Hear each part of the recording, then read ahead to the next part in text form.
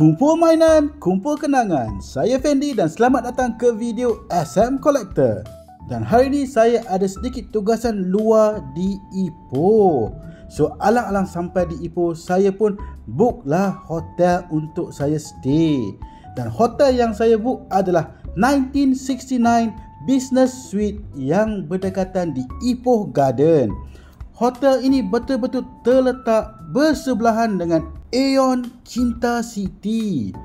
Dan first impression saya sebab saja saya masuk ke hotel ini, saya amat kagum dengan dia punya staff. Memang friendly dan juga efisien. Selepas saya check in, saya naik ke tingkat 1 untuk melihat bilik yang telah saya book. Untuk masuk ke bilik tersebut, saya perlu memasuki akses ruangan yang mengarah ke bilik tersebut. Dan bilik saya dapat adalah di hujung sekali.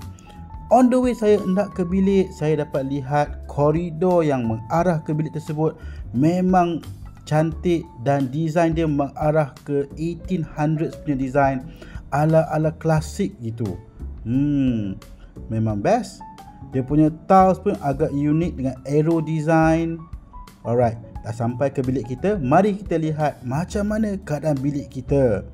Alright, bilik kita didatangi dengan king size bed yang amat selesa. Tempat untuk membuat kerja, ada juga fridge kat situ untuk meletak minuman.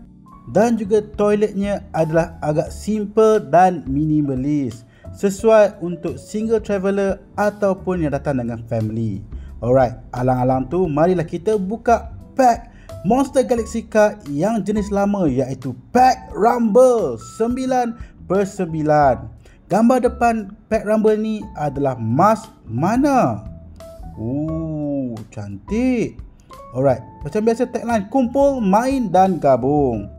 Tanpa membuang masa, marilah kita buka pack Rumble ini dan lihat apa jenis kad yang kita dapat di dalam. Seperti biasa, kad lama akan tunjukkan cara-cara bermain di dalamnya. Tarik kad ke depan. Apa ni? Dia ada kad yang tunjukkan efek jugalah. Pelik. Kenapa ya dia tunjukkan macam ni? Tak apa, nanti kita check sebab apa dia tunjukkan benda ni kat sini. Alright, seperti biasa, ambil kad di depan dan letakkan di belakang. So, kad pertama kita adalah Mas Mana. HP 280, attack 220. Untuk efek dia tiada efek. Kad seterusnya yang kita dapat adalah Bobo Boy Petir. HP 120, attack 80. Efek pula, kad ini boleh ditukar dengan kad Bobo Boy Halilintar jika kad Bobo Boy Halilintar ada di dalam tangan. Auto upgrade. Alright. Next kad kita adalah Glitch Codeboard. HP 120, attack pula 80. Efek kad ini adalah HP tolak 100 ke atas kad lawan sejurus selepas kad ini diletakkan di zon aktif. Bagus. Next kad kita tertarik extra pula. Okey.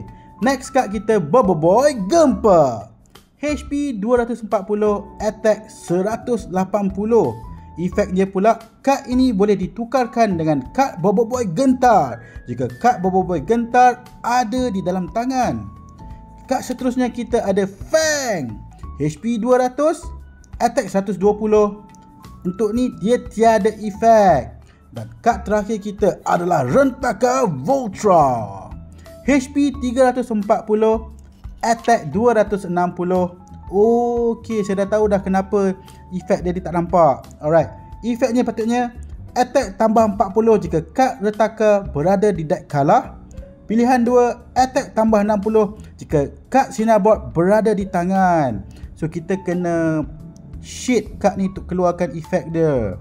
Alright, sebabkan kad lama kita kena simpan dalam sleeve untuk menjaminkan kualiti kad tersebut. Memang cantik kad Rentaka Voltra ni. So, ini adalah kad-kad yang kita dapat dari pack Rumble tersebut 9x9. So, sampai sini sajalah video kita kali ini. Jumpa next time. Bye.